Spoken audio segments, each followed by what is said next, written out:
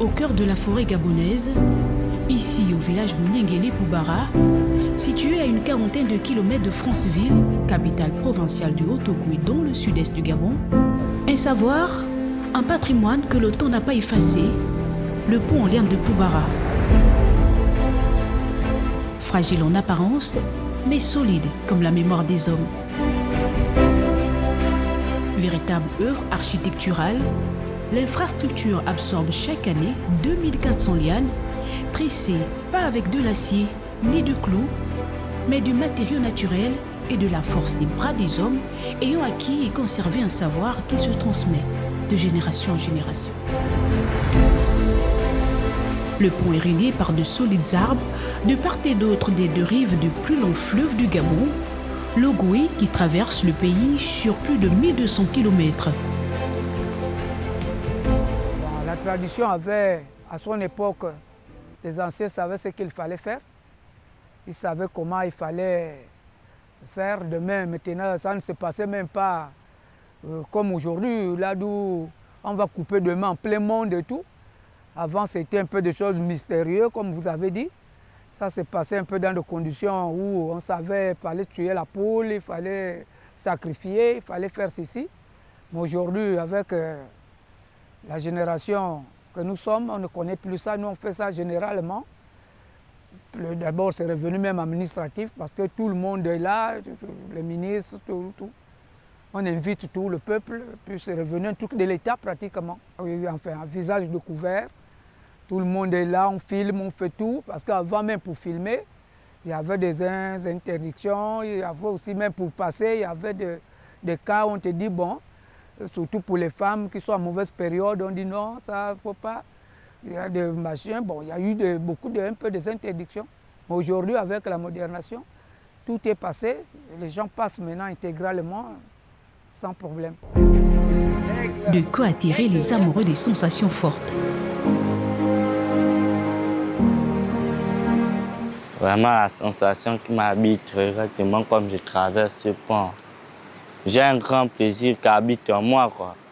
Ça ne veut pas venir ici un jour découvrir cette merveille de l'Afrique, du Gabon plus précisément. Pour moi, la première fois que j'ai emprunté ce pont à liane, tout juste derrière moi, ça remonte à plusieurs années. Je suis venu avec mon grand frère aîné. On a traversé. Malheureusement, je n'ai pas pu traverser moi-même. Il m'a mis au dos parce que j'étais encore un petit garçon. On a traversé, j'ai vu les magnifiques du site, les chutes, les rapides, son pont à liane, vraiment. Je ne savais pas que c'était comme ça ici. Ça fait du bien, mais ça fait peur de traverser le pont, le stress. Non, je préfère la pirogue, c'est parce que moi j'ai le vertige, je ne peux pas supporter le pont de liane parce que c'est un rituel. C'est pas n'importe qui, et puis la langue que je parle, ça ne me permet pas d'être là-bas. Le pont en liane de Poubara a une histoire. Une histoire que Victor Freddy Omumba, conservateur du site, par ailleurs l'un des petits-fils du créateur du pont, explique volontiers aux visiteurs curieux.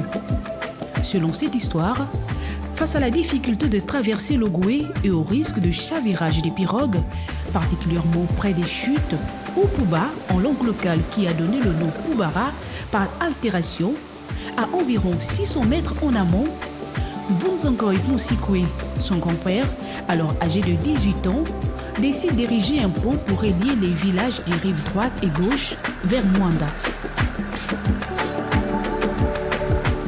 La règle ancestrale était que le Poubara, Mouniengele, le village Mouniengele-Poubara, ne devait pas permettre à d'autres personnes de récupérer la liane. La liane d'ici, c'est pour le pont en liane. Et c'est ce pont en liane-là qui a donné le nom du canton. Est-ce que vous savez que vous êtes dans le canton Kassa? Le canton Kassa dans le département de la Passa. Mais Kassa veut dire quoi? Kassa veut dire le pont en liane. Le canton qui a le pont en liane. C'est ce que ça veut dire. Depuis, chaque semestre, jusqu'en 1949, il réalisait un pont suspendu de 120 mètres de long, 50 mètres en aval de l'actuel. À 52 ans, Moussikwe accuse le poids de l'âge. Il décide de faire venir son fils Agapi Omumba, qui travaille à la compagnie forestière du Gabon à Port-Gentil, pour poursuivre l'œuvre qu'il a débutée. L'année suivante, il meurt. Mais avant, il lui laisse la ferme consigne de ne pas abandonner le pont en liane parce qu'il deviendrait une attraction mondiale. Français facile, le pont a été mis, c'est un instrument d'aide interfamiliale où il y a eu les deux familles qui se sont mariées entre les deux rives, les autres de l'autre côté, des autres de l'autre côté. Ça s'est passé d'abord par les pirogues et tout, ou les radeaux. Mais il y avait un peu plus de risques. Donc on a vu que la liane était mieux protégée et puis les gens ont adopté cette idée-là. Ainsi de père en fils, jusqu'à la 3e génération aujourd'hui avec Victor Freddy Omumba, l'héritage continue de perpétuer ou de se transmettre. Ils sont les gardiens, pas d'un objet, mais d'un savoir vivant. Contrairement à ses prédécesseurs, c'est Victor Freddy Omumba qui a décidé de passer de 2 tissages annuels de ce pont à un seul pour permettre aux matériaux de se régénérer dans la forêt. Nous avons besoin du monde, selon les entrées que nous avons reçues chaque année. Il faut aussi avouer que avant moi, ça se faisait tous les 6 mois. Il y avait déjà au voisinage, il y avait assez de lianes à leur portée. Mais avec l'introduction de pilleurs de cette matière première, vraiment c'est une paire de manches. 2400 lianes, c'est 60 km de lianes, s'il faut le jumeler. Ouais. Généralement, c'est mars. On ne va pas sauter mars parce que là, comme vous venez de dire, derrière nous, on a 6 tonnes, les deux, à raison de 3 tonnes par pont. Donc voilà pourquoi il faut s'acquitter après la fin des travaux de l'autre. Il faut carrément dire au revoir à l'autre au mois de mars. Parce que nous connaissons tous que avril, c'était un mois très orageux. On peut perdre les arbres. Rosette Moussirou, une des petites filles du créateur du village Mouningele, se souvient encore de ce premier pas sous le pont en liane. Je sais que mon père faisait ça avec sa famille. Avec ses familles, les gens du village Bitono, il y a les gens qui revenaient de Bitono, machin, qui venaient trouver papa pour faire ça, pour faire le pont. Mais puisque je n'ai pas grandi ici avec papa, j'ai grandi en Vengue chez ma tante. Donc on venait ici seulement de temps en temps, mais je n'avais jamais pris part. Mais tellement qu'on était aussi encore jeunes. Papa est mort, j'avais peut-être 7 ans. Quand notre père était décédé, c'est mon oncle qui avait pris d'abord la relève. Mon oncle est décédé. L'Assemblée a pris la chose en main pendant... parce que nous sommes revenus ici en l'an 2000, que nous avons repris le site avec l'Assemblée. En écoutant sa légende, chaque fibre raconte une histoire. Chaque geste perpétue un savoir. Ici, rien n'est improvisé. Tout est hérité et transmis.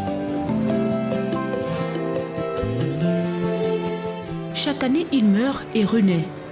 Ce pont en liane est bien plus qu'un ouvrage architectural. C'est un véritable héritage culturel et ancestral, une mémoire vivante portant en elle toute l'ingénierie locale des ancêtres et de la nature. Un mois en forêt, un mois à tisser, puis vint le jour sacré. Et comme tout événement majeur, la cérémonie traditionnelle de séparation des ponts aux lianes donne toujours lieu à une préparation millimétrée. D'un côté, les femmes à pied d'œuvre apprêtent les mets à la cuisine. On a ici la viande de brousse, le poisson d'eau douce, la carpe, le silure, la gazelle, le sanglier, il y a d'autres bêtes, il y a, comment on appelle ça, l'asperge, les légumes, c'est que j'ai apprêté, il y a d'autres qui sont encore là, que je n'ai pas encore apprêté. Le plat phare de Poubara, Mouniengele, c'est la carpe. Ici, nous sommes au bord de l'Ogoué. Nous, on mange plus poisson que viande. Donc, j'ai réservé de la carpe. Il y a aussi d'autres espèces qu'on appelle le capitaine d'eau douce. Et j'ai l'habitude de faire la carpe à l'étouffée. De l'autre côté, ces jeunes artisans qui construisent un corps de garde à partir de matériaux de la forêt pour la réception des officiels. Feuilles sauvages, branches de palmier, écorces d'arbres sont minutieusement assemblées par Jean-Frédéric Machi avec des techniques conservées et transmises depuis des générations.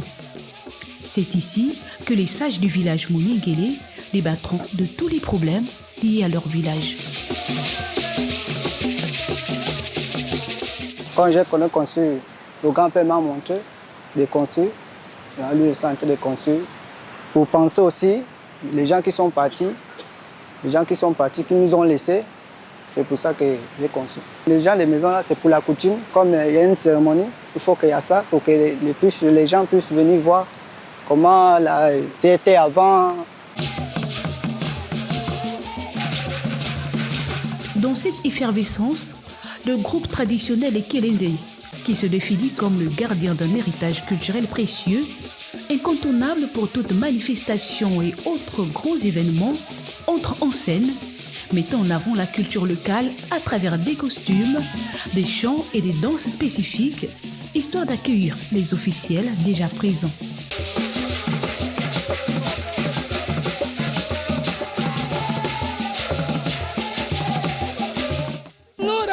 Tous les jours, dans les occasions, les réjouissances, les deuils, les mariages, les décès, nous animons toujours. C'est un groupe socio-culturel, nous dansons la danse Mbali. Aujourd'hui, nous sommes ici à la cérémonie du pont de Poubara. On nous a invités pour venir animer comme d'habitude. Ça, c'est la deuxième fois que nous animons ici au Poubara. Et c'est par ces chants et danses traditionnelles que tout devrait commencer ici à Poubara, site touristique rempli d'histoire. Une histoire d'ailleurs revisitée à travers un sketch. Poubara, 1914. Ici, l'Ogoué tue. Les pirogues chavirent. Les villages sont coupés. Mais un seul homme refuse la fatalité. Monsieur Moussikoué, 120 mètres pour rayer nos villages.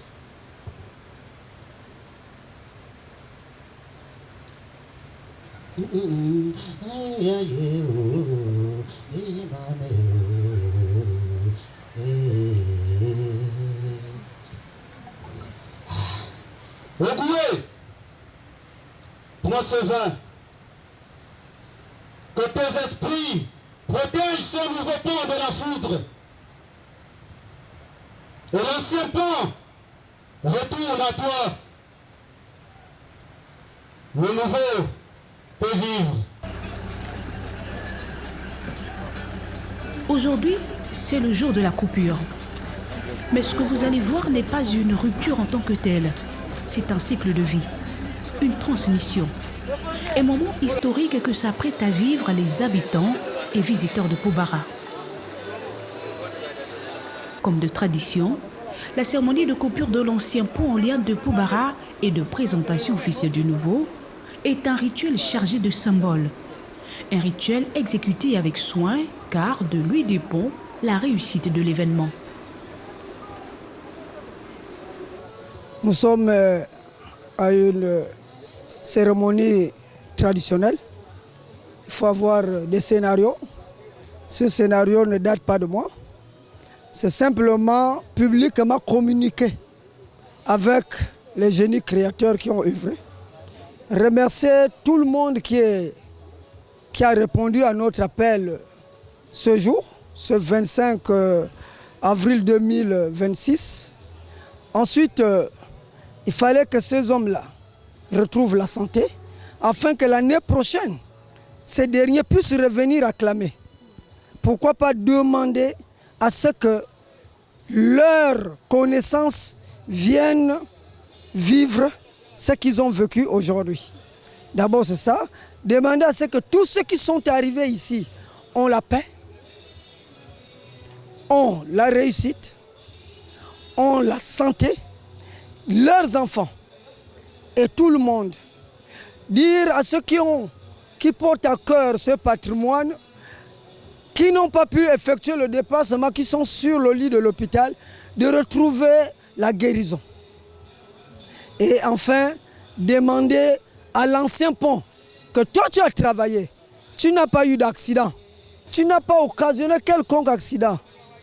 Bénis aussi ton petit frère pour que toute la période de 2026, il n'y a pas d'accident, il n'y a que de l'amour et il n'y a que la paix. Fais venir beaucoup de touristes, permet à ce qu'il a aussi beaucoup de touristes pour avoir aussi son petit frère en 2027. On ne peut pas couper un pont en liane seul. Il faut éliminer les 55 mètres. Donc quand vous les avez vus là, ils sont presque 6 ou 7 sur 55 mètres. Chacun veut la responsabilité de 2 lianes. J'ai insisté si quelqu'un veut 3. S'il y avait quelqu'un qui me disait oui, j'ai 3, je regarde. Si c'est un novice, je mets une quatrième personne. Donc, au même rythme. Parce que si le pont touche l'eau, avant que quelqu'un ait coupé une liane, ça peut casser les branches. Et c'est une catastrophe. Raison pour laquelle, instantanément, on doit couper. Et lorsque vous coupez en aval, lorsque vous commencez à couper en amont, le côté aval va s'éloigner. Donc il faut couper côté aval pour que le côté en amont vienne se coincer contre le nouveau pont et ça vous donne la possibilité de sectionner la liane. Franchement, c'est risquant parce que une loupée peut faire en sorte que ces petits-là s'en vont, on perd et le pont et les 2 ponts.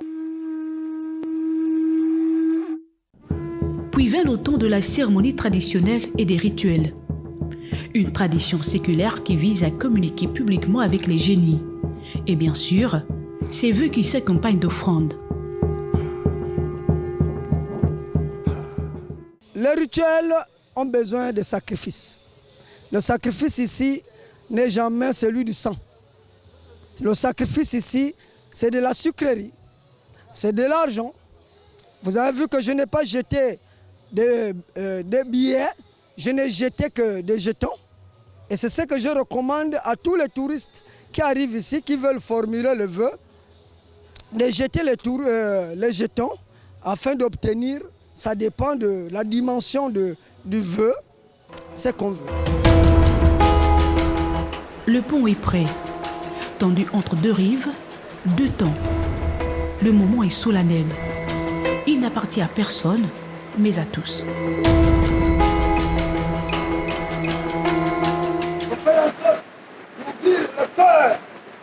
Le cœur des décideurs pour que la route de Poubara sur les 2 axes soit améliorée.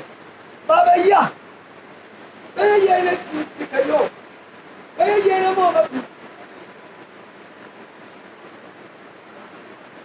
merci. Continuez de nous protéger, merci. Là aussi, violon, qui n'a jamais pris part, est présent. Protégez les autorités, baisse.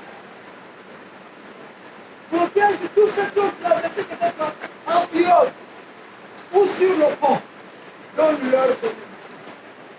Bénédiction à lui qui fort.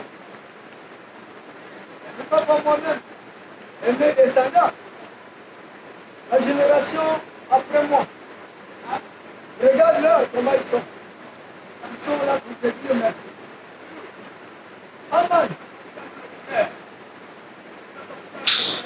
Ouais.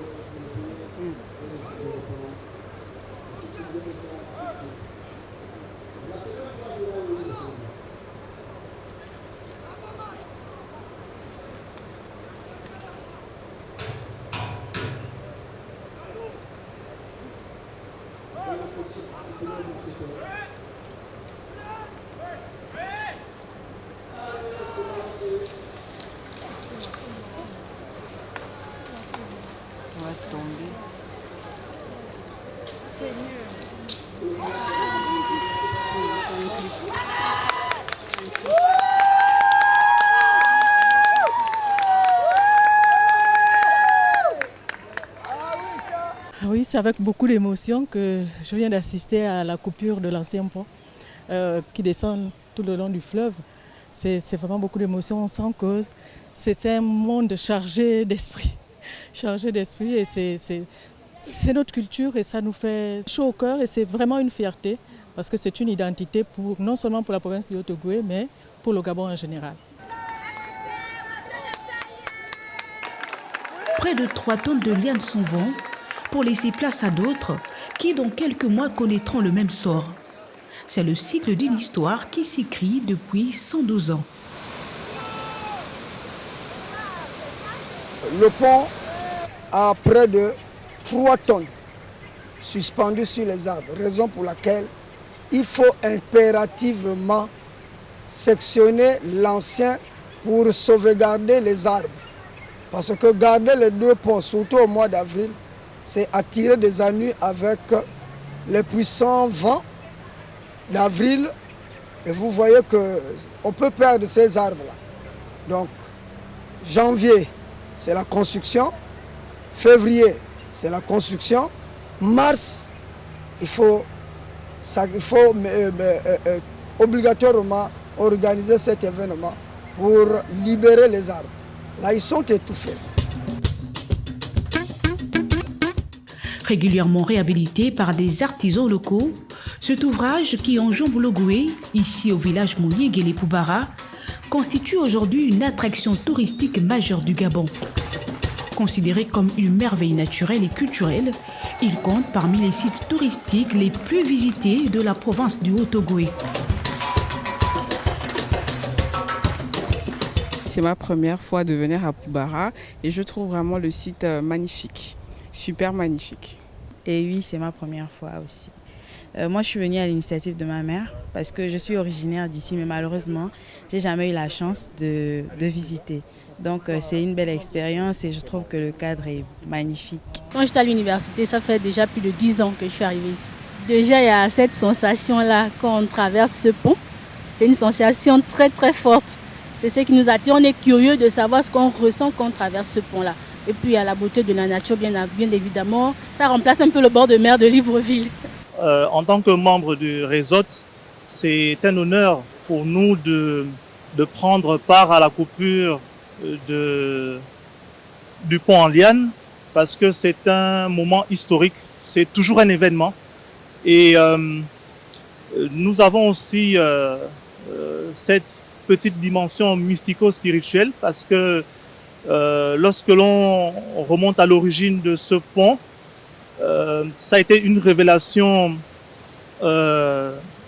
mystique par le créateur qui était autochtone de ce site, de ce village.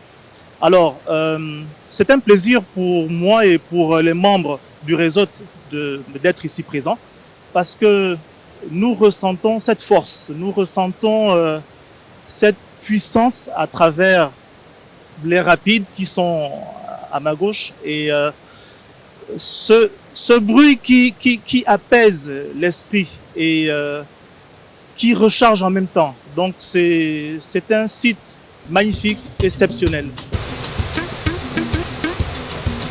Le site de Poubara, avec ses chutes majestueuses et son pont en liane réhabilité, constitue une opportunité concrète de bâtir un tourisme responsable et bénéfique aux communautés locales. C'est en valorisant ces sites touristiques que nous aurons de plus en plus de touristes qui viendront au Gabon et puisque en ce moment notre ambition est de faire du Gabon la destination première dans la sous-région et pourquoi pas dans le monde. Dans un monde qui évolue à la vitesse grand V, Poubara nous rappelle une vérité simple. Rien de durable ne peut être bâti avec le dos tourné à ses racines.